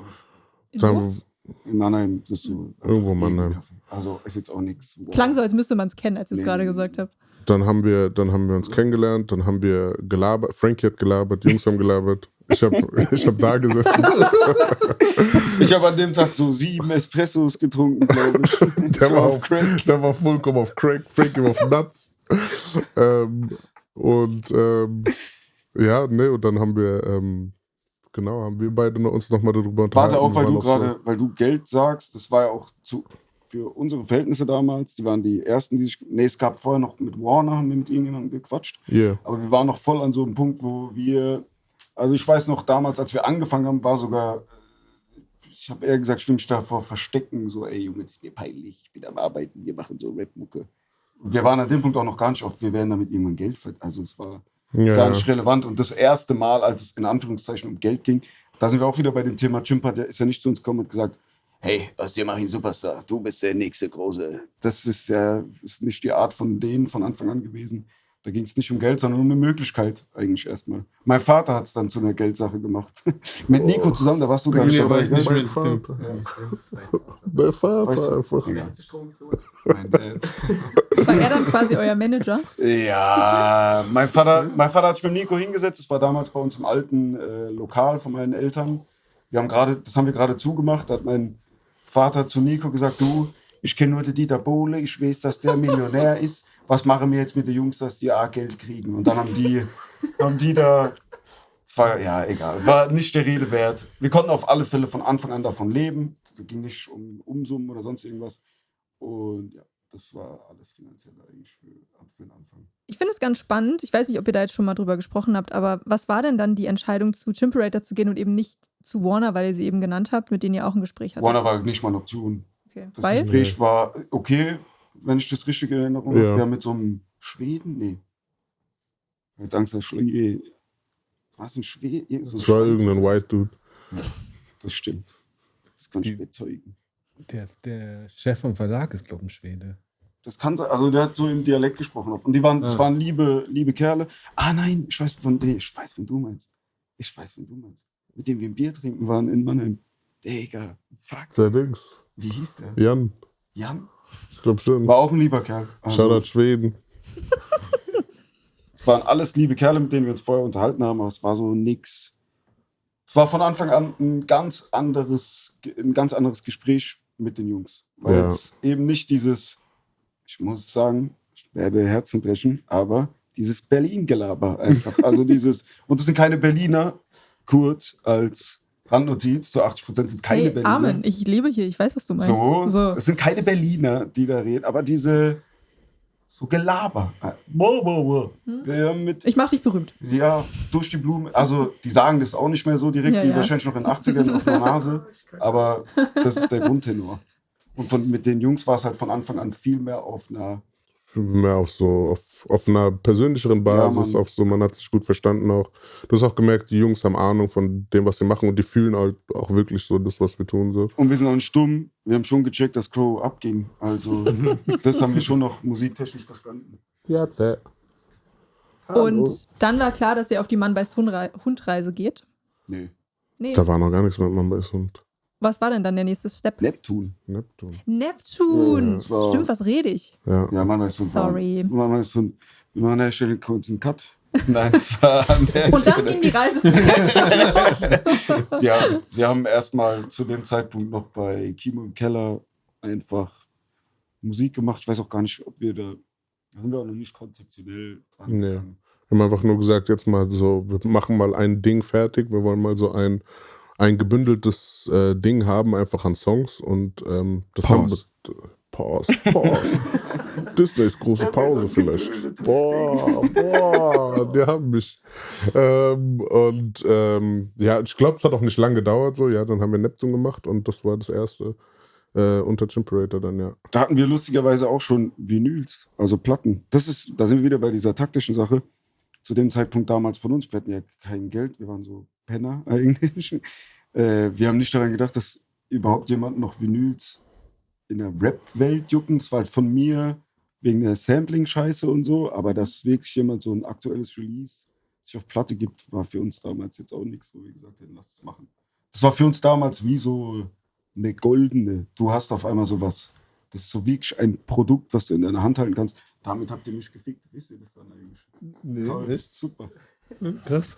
Hier ein Schlag. Achso. Pause. Viele junge Artists wollen ja aber genau das, was dir passiert ist, Ja. nämlich entdeckt werden, ne? Dass jemand kommt und sagt, hey, ich sehe dich, ich sehe die Vision, wir lassen uns da was machen und dann, dass es tatsächlich auch funktioniert. Ja. Weil sehr viele sitzen ja dann Das da. hat aber niemand, sorry, aber das hat niemand, es hat wirklich so niemand gesagt. Niemand hat gesagt, ich check die Vision. Niemand hat gesagt, Nicht mit Worten. also Aber das ich muss das, Gefühl die war Jungs doch waren da. super ehrlich. Also, wenn ich an die Nico denke, zu der Zeit auch vor allen Dingen, als sie mit meinem Vater geredet hat, als mein Vater gesagt hat, Dieter Bohlen ist ein Millionär, war, das geht nicht. Also, ich werde dir niemals sagen können, jetzt geht's ab, wir machen jetzt was. Was er gesagt hat ist, oder was ihr gesagt habt, war, das finden die geil, lass uns was probieren. Das war von Anfang an der Grundtenor. Ich versuche nur die Brücke zu Nee, schlagen. es war auch gar nicht, war jetzt nicht wegen dem gemeint, was du gesagt hast, sondern verstehe ich auch so. Nur viele sitzen ja da als Rapper, Rapperin und sagen, ey, ich bin die krasseste in diesem ganzen Land. Es muss nur, die Leute checken es nur nicht und dann geht's ab. So, und bei dir haben es Leute gecheckt und es Ja. ging dann ja auch ab. Was ist aber der Unterschied zwischen dir und allen anderen, die das sagen, die das auch wollen? Also manche haben es einfach nicht, denke ich. Ich glaube, ein großes Problem von vielen Leuten, dadurch, dass es viele Leute schaffen können oder dass jetzt gerade das so aussieht, als ob es wirklich jeder schaffen kann, denkt auch wirklich jeder das schaffen kann. Und deswegen ist dafür fehlt so ein bisschen so Verständnis für was man, weißt du, jeder denkt, der erfindet das Rad neu, obwohl es 1 Million Räder gibt schon so. Und das ist zum einen. Zum anderen, ich weiß auch, dass es bei uns jetzt, sage ich mal, nicht der reguläre Weg war, weil wir haben eine Single gedroppt und dann sind direkt Leute auf uns zugekommen. Und ich denke nicht, dass es so, dass es so ist halt, wie es läuft, aber bei uns ist halt so gelaufen. Vor allem heute nicht mehr, also wieder bei diesem Zeitding. Ja. Und ja, ich denke sowas. Ja. Kriegst du viel Neid von außen? Von Künstlern? Nicht aktiv, ne. Ist es nicht auch eine Last, wenn alle immer sagen, man ist der Krasseste? Das ist geil einfach. Nein, was heißt Last? Also wie ich sage das in jedem Interview, den einzigen Druck, den es gibt, ist halt meistens von uns selber aus, ja. Last von außen, nee, ich habe nicht das Gefühl, nee. Das finde ich Oder? spannend. Was denn? Gibt's Last von außen? Achso, ich hab so geil. Nee. Ich meine, ist ja auch gut, wenn alle immer positiv sind, ne? Ja. Nee, ich kann nicht meckern. Also ist ja schön auch. Also weißt du, am Ende des Tages ist ja auch immer eine Form von Anerkennung. Und wenn Leute sagen, ey, das ist geil, dann sagt man cool. Wir sind auch nicht im Studio und hobeln uns den ganzen Tag ein und sagen, boah, du bist so krass, nein, du bist so krass. Sondern wir Was war denn die schlechteste Kritik, die ihr mal bekommen habt? von uns selber, sage ich. Ja. Und von außen? Gab es noch mal irgendeinen richtigen Verriss von irgendeinem... Bitte mach's Thema nicht nicht jetzt auf. von Basti. Mach das Thema nicht auf, Boah. aber es ist immerhin Boah, ja, Mann. Lass es zu. Aber Wow, warte, wenn ich diesen Namen, was ich nicht mehr damit auseinander. Also, wenn ich den Namen rausfinde, irgendjemand hat irgendeinen Artikel über mich geschrieben, so ein Dings, Zeitung-Ding. Mein Vater liest nur die erste Hälfte von dem Dings, weil das auf Mannheimer Morgen, das ist irgendwann, du musst dafür zahlen, dass du das, Paywall, du musst das so weiterlesen kannst. Mein Vater liest nur die Hälfte, der sagt, hier, lest mal, geiler Artikel. und am Ende sagt er sogar, es ist cool. Mein Vater denkt so, das ist ein guter Artikel, der sagt so, ein super Artikel, konnte nicht alles lesen, aber so, guck mal rein. Ich lese mir das durch bis zum Schluss und dieser Typ geht voll auf so, ja, so diese ganze Sexismus-Sache und sowas. Und das hat mich genervt auf jeden Fall, ja. Das würde ich sagen. Der schreibt doch am Ende dann noch. Ist trotzdem geil. Ja, geiles Album ist trotzdem. Ja, cool. Dann Gute Pointe, gut Hauptsache um was rauszugehen. gesagt und sich den Streichler der Gesellschaft abgeholt. Ohne, ja, egal.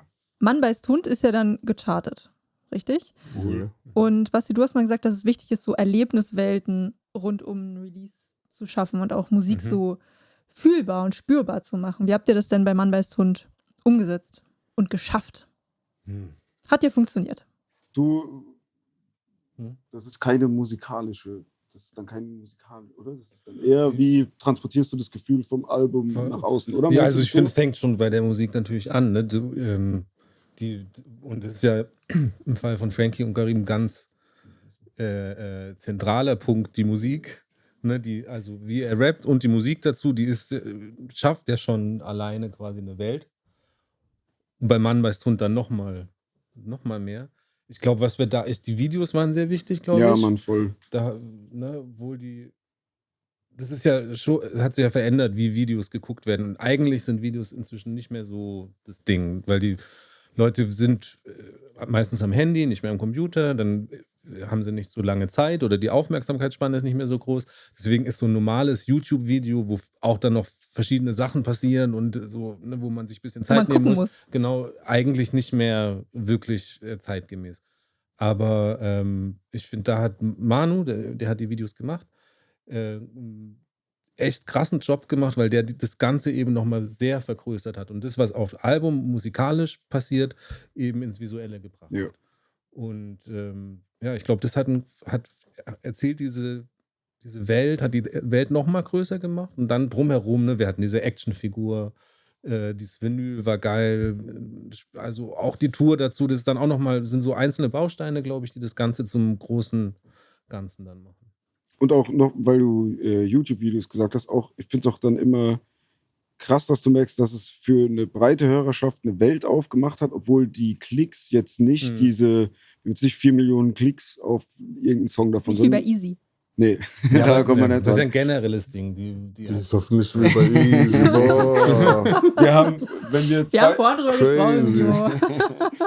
Wenn wir jetzt 200.000 Klicks auf ein Video haben, dann hast du schon das Gefühl, dass es trotzdem für alle, die die Musik hören, die Welt eröffnet, obwohl es keine 2 Millionen Klicks sind. Das ist schon, ja, auf eine gewisse Art siehst du, das sind richtige Zuschauer, also die das nicht nur wieder raus und dann ist es weg, sondern die wirklich auch einen, ja, keine Ahnung, wo es hängen bleibt und es macht irgendwas mit den Leuten. Und das habt ihr auch alles kollaborativ besprochen?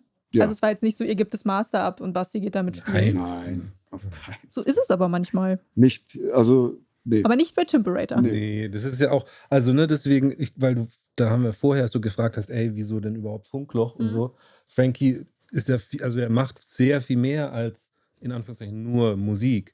Der, ne, oder beide natürlich, sind, also ich könnte das nicht, so wären die zwei nicht, könnte ich das nicht machen. So, also diese Welt aufbauen, kommt am meisten von den zwei so. Und ja, das ist auch das, was mit in diesen Funkloch-Gedanken ja übertragen wird und was ich auch mit Ramsey Jatze versuche umzusetzen, eben dieses, ey, ihr macht geile Musik, lasst doch mal gucken, daraus noch mehr eine Welt zu bauen und irgendwas aufzumachen. In meinem Fall halt mehr musikalisch, aber ich habe auch bei denen die Hoffnung, dass man auf lange Sicht eben auch visuell es schafft, eine Welt aufzumachen. Das ist halt auch immer eine Kostenfrage, das darf man auch nicht vergessen. Aber ich finde auch da gehen wir da gerade einen geilen Weg. Gibt es eine Sache, die bei jedem Release von Kimo unverzichtbar ist? Wie? Mensch? Irgendwas, was ihr bei jedem Release immer macht. Verschieden. Ja. Aber, tolles Wow. Thema. Tolles Thema. Basti, wollen wir da reingehen? ja, Ja, wollen wir. Also der Basti, soll ich als Chimperator reden oder als Basti lieber? wie du magst. Chimperator legt halt Release-Daten fest, einmal um was zu haben für die, weil die sind erwachsene Menschen, die ein wirtschaftliches Unternehmen führen und planen und sagen, ey, dann und dann kommt das und das. Wir sind kleine Wichser, die sagen, ey, wenn es fertig ist, ist es fertig. Die Jungs denken natürlich, dass die durch dieses Release-Datum auf uns einen positiven Druck ausüben, im Sinne von, dann schaffen wir es auch bis dahin fertig zu werden, weil es liegt auch viel an Kaffee trinken und ey, können wir später immer noch aufnehmen, oder nicht? Und dadurch kommt es dann eben nach außen hin schnell zu so einer Diskrepanz, dass Leute denken, ja ey, Morgen kommt das Album. jetzt hat der Wichser schon wieder verschoben. Ja, oder so, noch schlimmer. Morgen kommt angeblich das Album. Kimo hat noch nie ein Wort dazu gesagt, dass morgen das Album, so war es bei Fieber jetzt. Bei Mama ist Hund, glaube ich. Beim Mann weißt du, dann war auch ein paar Mal. Da haben wir noch öfter, glaube ich, verschoben. Ja. Da war es Und extrem. fürs Protokoll, ohne daraus einen Vorwurf oder einen Strick ziehen zu wollen, diese Abgabetermine kommen nicht von uns. Weil hätten wir Mann beißt Hund als Beispiel, und das weißt du ja auch, Basti, hätten wir Mann beißt Hund zum Beispiel beim ersten Termin abgeben müssen, es wäre nicht anders gegangen, dann wäre Mann beißt Hund scheiße gewesen. Weil genau so Sachen, die das Album abrunden, wie Töle, wie, sag du, Vögel, die ganzen Auer-Dinger, ich glaube sogar, ich nehme das mit dem Kaffeetrinken wieder zurück, das ist jetzt ein bisschen tiefenpsychologisch wahrscheinlich für dich, aber diese ganzen Auer-Themen werden halt meistens aufgeschoben zu einem späteren Zeitpunkt. Auch für Kimo fängt an zu schreiben. Du willst ja nicht komplett immer die Hose direkt ausziehen, sondern gehst nochmal dran und baust was um, merkst, okay, das ist zu viel gesagt, das ist zu wenig gesagt. So Sachen ziehen sich und die brauchen Zeit und die wirst du mit keinem Abgabetermin der Welt, das wirst du nicht einhalten können.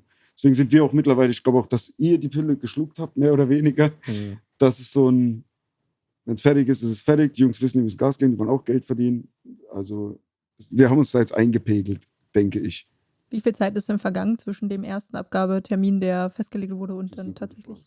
Bei Mann beißt Hund, da war es auf jeden Fall. Basti weiß es bestimmt, weil er Weißt gezahlt du's? hat. Bestimmt ein Jahr oder so. Ja, ich glaube auch. Ja. Aber da war auch Ein Corona Jahr. noch dazwischen und so, Ja, darf man ja, auch nicht ja. vergessen. Da war ja mehr noch, es war nicht nur Ja. wegen, du bist Vater geworden, auch noch dazu. Hallo, da ist schon noch einiges passiert.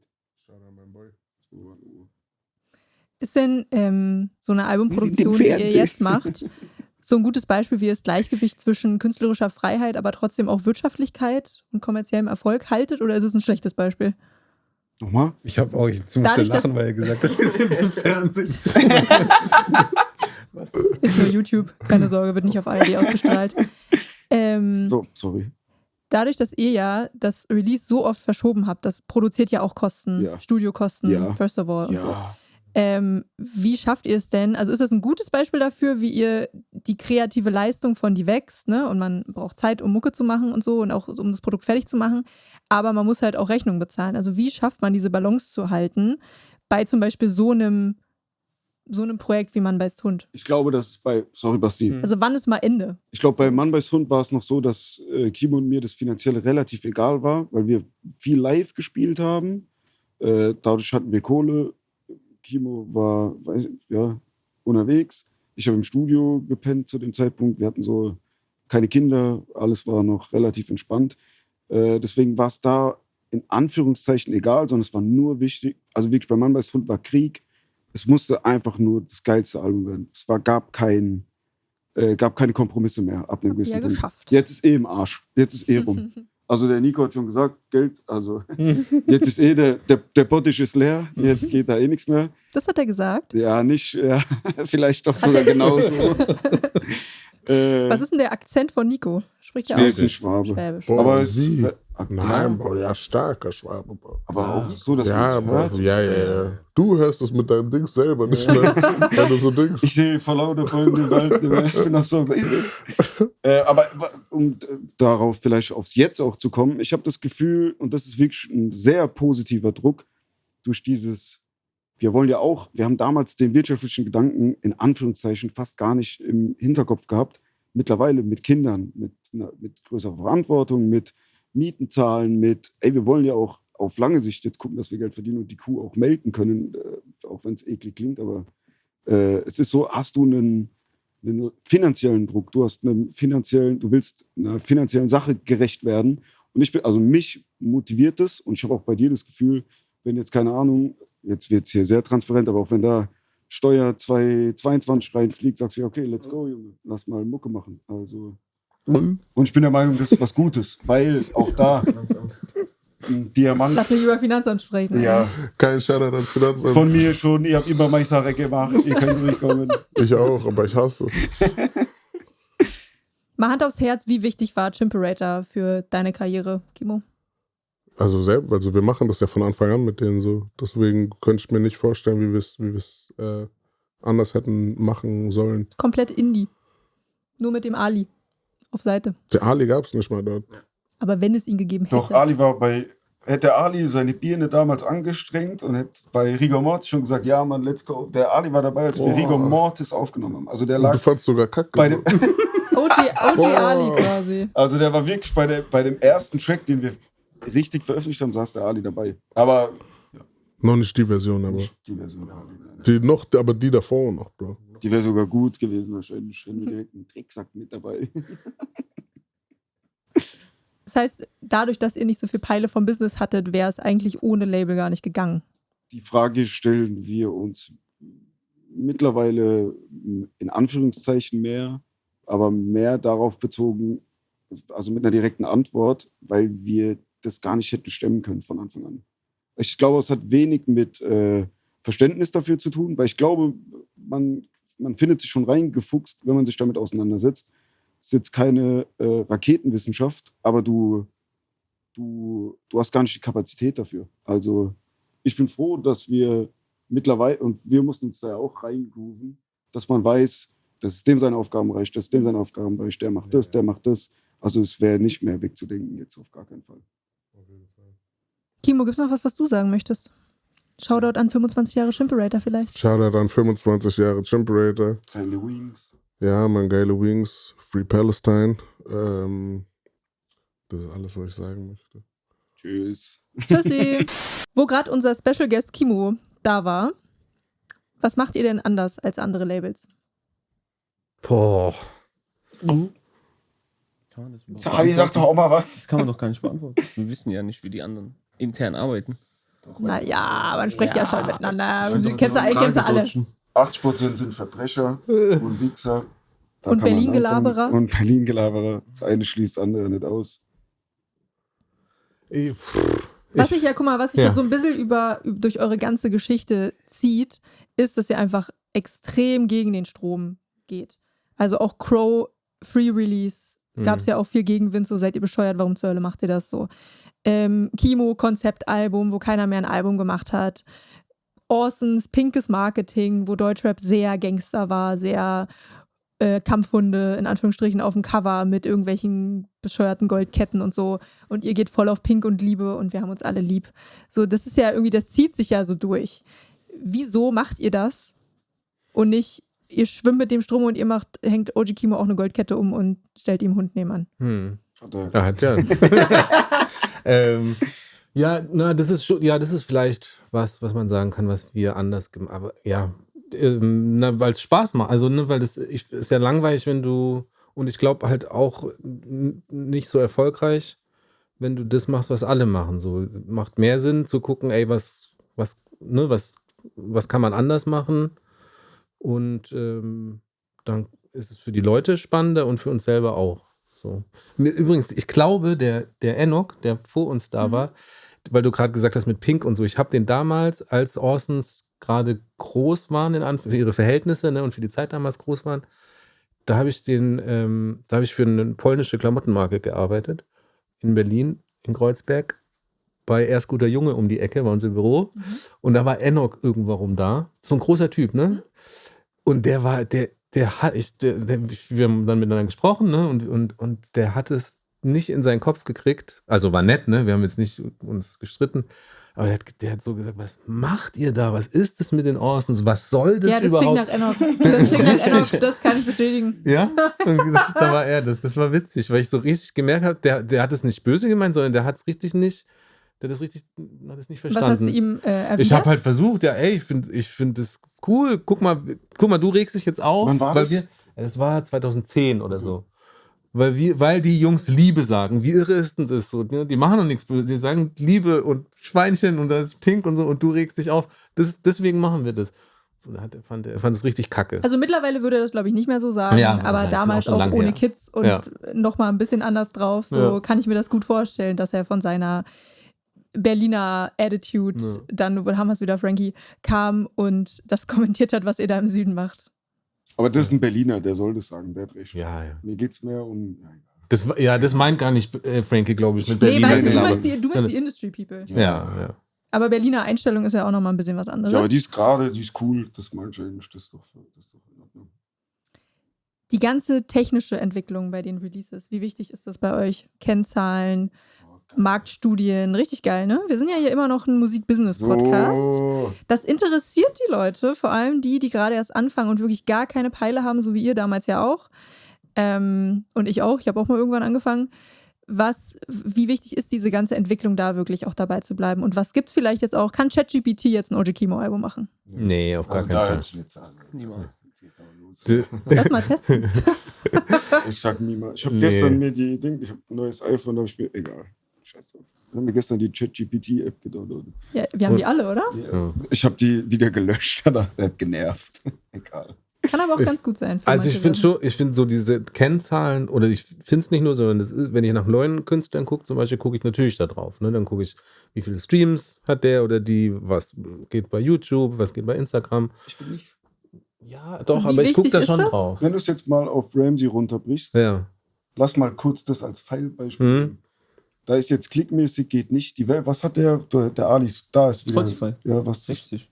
Okay, das ist schon eine Hausnummer. Ist okay. Okay. Ja. Ich wollte gerade sagen, du. Und bevor ihr mit ihm gearbeitet habt? Hat er da schon was draußen gehabt? Ja.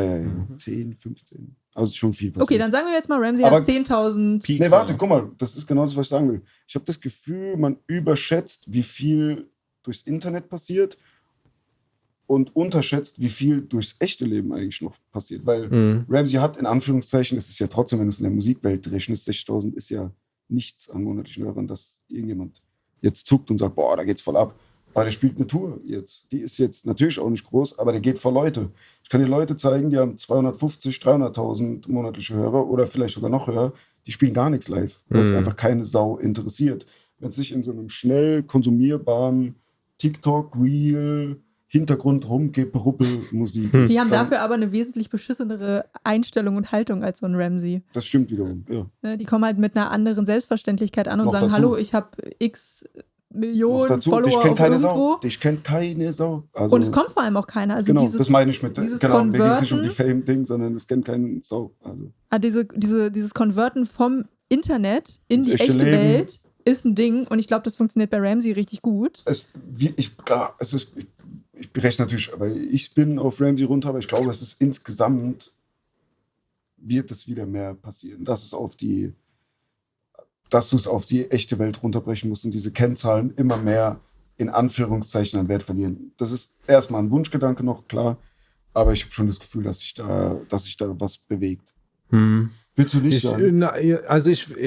Doch, ja. Ich finde, ne, keine Ahnung, Vinylverkäufe von Kimo zum Beispiel sind ja auch Ja, sowas. Mann.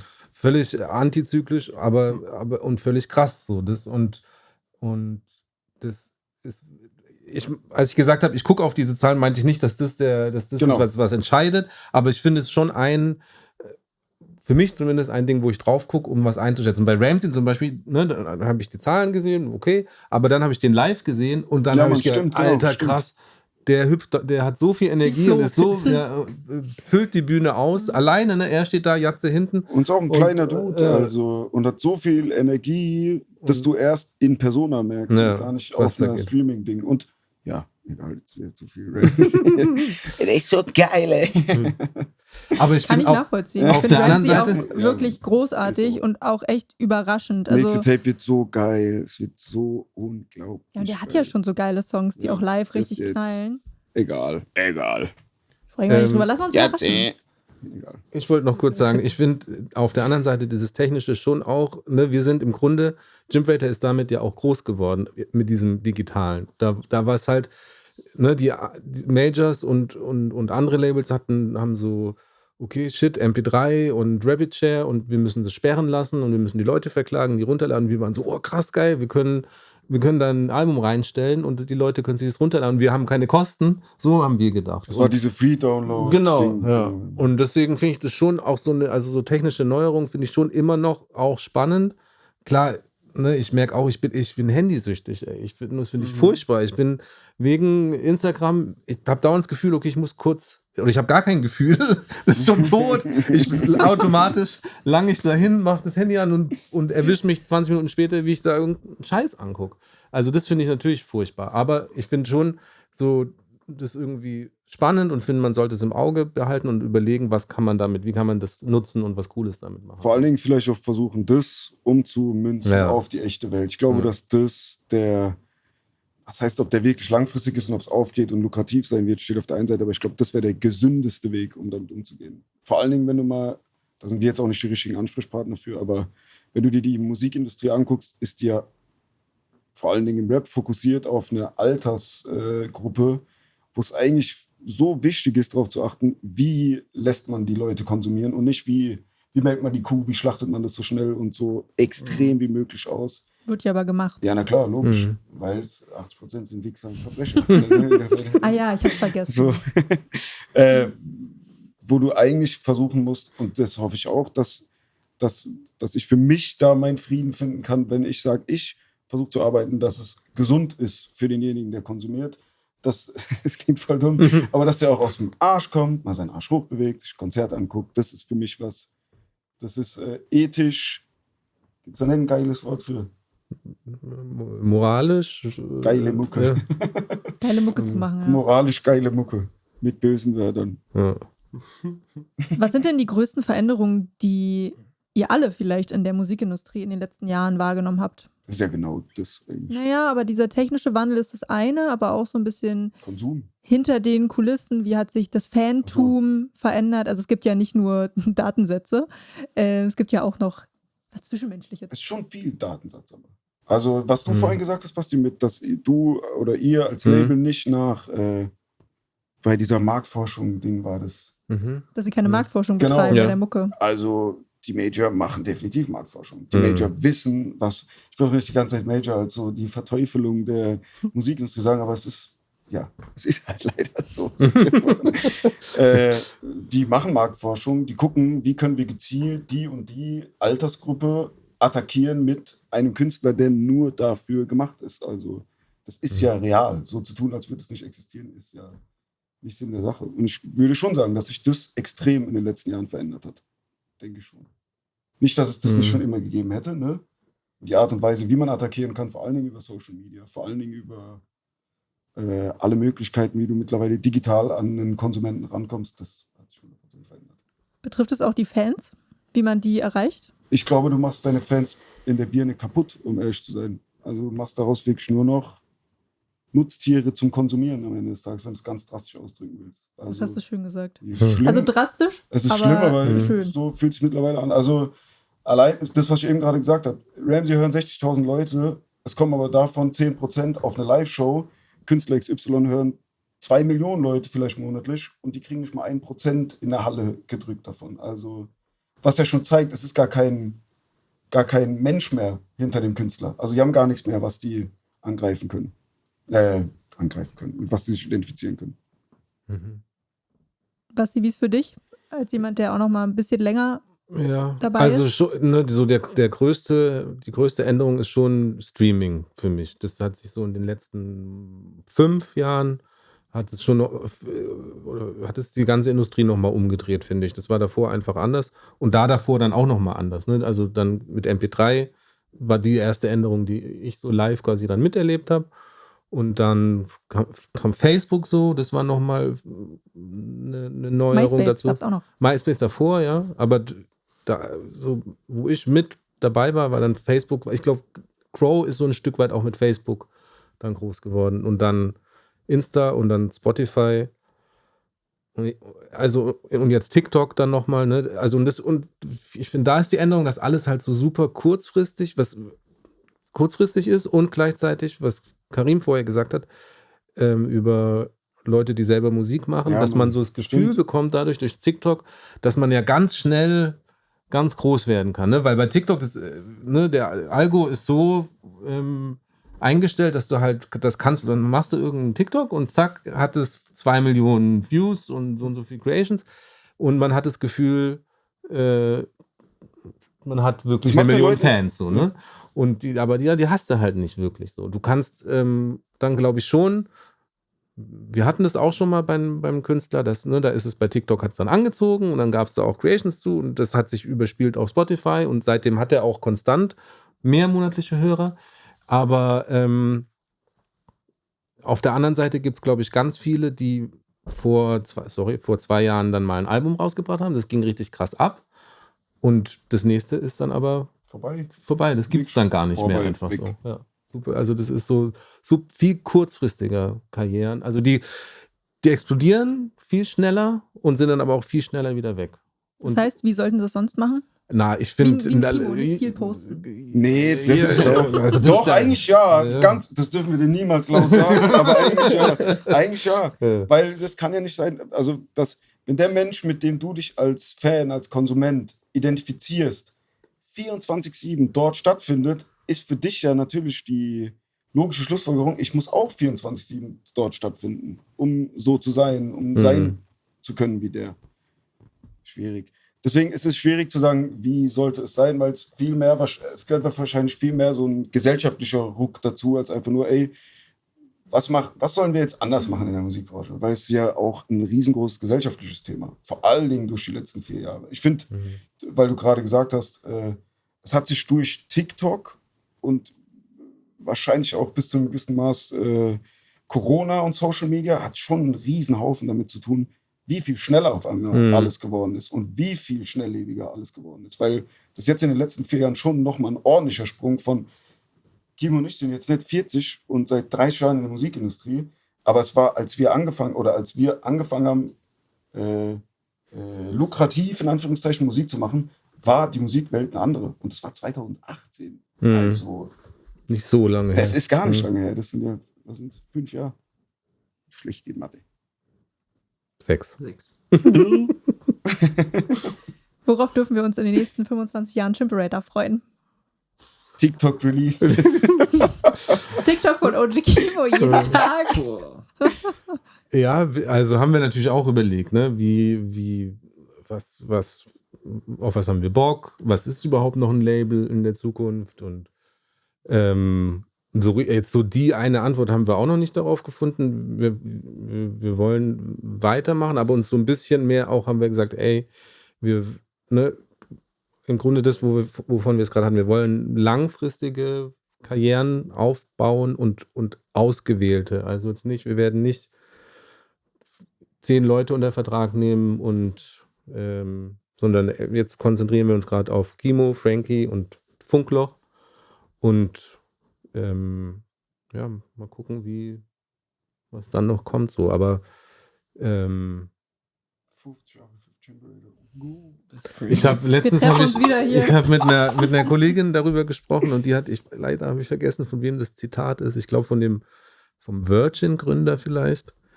Die sind auch 25 geworden oder 30 oder sowas. Und dann hat er gesagt, ey, wir feiern das nicht, wir sehen nur alt aus deswegen. Aber wir feiern es ja. Ja. Also, oder? Aber eigentlich habe ich gedacht, ey, eigentlich ist das der Move. Und man darf das gar nicht sagen, 25 Jahre. Ja. Morgen ist so die 25 Jahre. Achso, ja, scheiße. Absagen. Ich finde das gut. Ich finde sogar gerade alt auszusehen in so einer Branche ist was voll Ehrenvolles irgendwo. Wenn du dich jetzt mal umguckst und guckst, wie viele Independent-Labels es tatsächlich noch in dieser Rap-Landschaft gibt. Na, und so lange. Ja, noch dazu, stimmt, noch dazu. Also es sind ja viele gekommen und viele gegangen. Und viele sind auch nicht mehr Independent, das steht vielleicht noch Independent drauf, aber es ist ja nicht mehr Independent. Was gibt's denn? Ja. Funkloch. Division von Ja, Elvia, stimmt, genau. die gibt's noch. Stimmt. Klar, es gibt schon jetzt viele. Doch, vereinzelte, ja, so doch, stimmt. Es gibt halt gehören wieder auf, kleine, egal. die auch jetzt viel auf Beat-Produktion setzen, weil Ja, natürlich genau, auch stimmt. Lo-Fi Die gerade haben so ein alles Ding wieder zurück ist. und das ist trotzdem auch krass. Ja. weil Aber die haben das natürlich nicht das Standing, weil es die eben auch noch nicht 25 Jahre gibt, die kein Crow, Orsons, Kimo und alle anderen, die ihr noch habt und hattet. Die haben natürlich nicht so eine Legacy und so die Anerkennung in der Szene wie ihr jetzt. Ist denn Chimperator für euch auch eine Erfolgsgeschichte, wie sie nach außen wirkt? Würdet ihr das sagen? Ja, ich habe gestern mit Tan darüber Liebe Grüße. gesprochen. Ja, liebe Grüße. Er hat irgendwie gesagt, ey, ich habe da ein Kumpel von ihm, der schreibt für ein Tagesspiel, glaube ich, und ob der nicht ein Interview mit mir machen soll. Und ich war so, ich weiß nicht. Und dann hat er gesagt, ey, du immer mit deiner deutschen Bescheidenheit und so, ihr müsst mal ein bisschen... Ja, ich versuche dich ja auch seit einem Jahr in diesen Podcast zu kriegen. Ja, ich habe darüber nachgedacht. Mit Entourage habe ich es geschafft. Und ich glaube, es ist so, na klar, ne, wir sind da stolz drauf, was wir gemacht haben, überkrass und froh und dass das so ein Privileg, dass wir davon, was uns Spaß macht, leben können. Aber klar ist natürlich, wenn du von Schleierhalle 20.000 im Kopf hast und inzwischen machen andere Leute das, ist für mich persönlich, habe ich immer so im Abgleich, finde ich, ist auch das Schlimme an dieser digitalen Zeit, du bist ja die ganze Zeit im Abgleich. Du siehst konstant Zahlen von den anderen, von deinen wie sagt man dazu? Streitern quasi. Ne? Du siehst die Spotify-Zahlen, die Instagram-Zahlen und bist die ganze Zeit, auch wenn du es nicht möchtest, vergleichst du halt natürlich doch.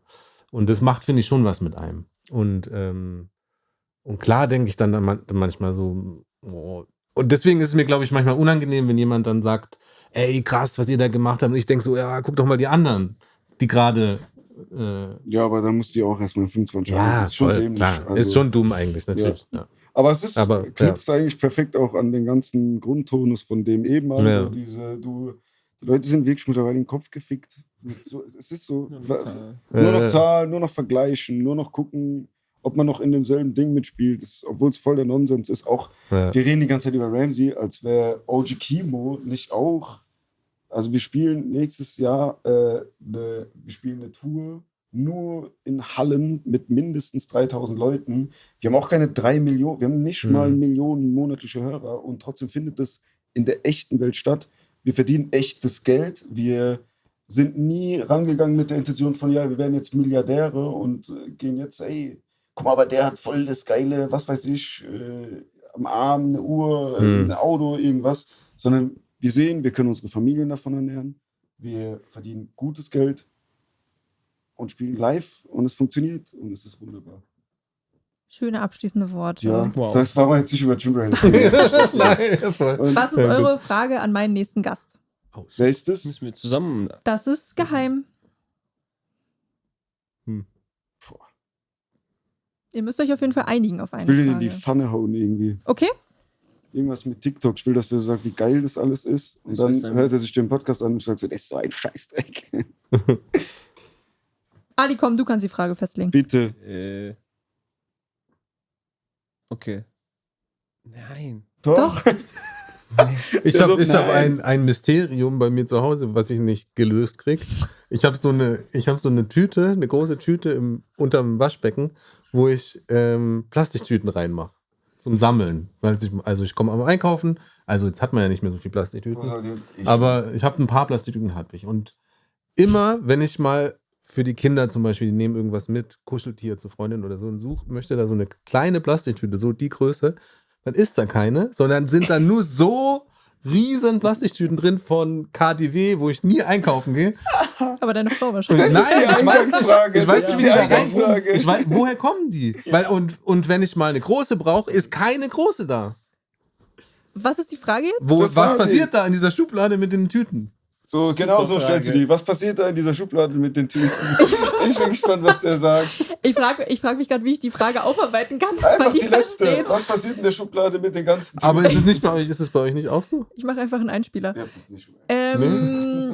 Du, Ich bei dir? kenne das Also, weißt Problem du, jetzt so viele nicht direkt, Tüten, nee. ja. Aber ich habe auch keine Kinder, die Kuscheltiere transportieren müssen. Also Ja, wir vielleicht. haben bei uns in der Küche unter der Spüle, Geil. da schmeiß ich die immer rein. Ja. Aber das sind immer die ich Die du auch reinschmeiß. echt Ja. Ali, wie sieht's dann denn bei ist dir es- unter der Spüle aus zu Hause?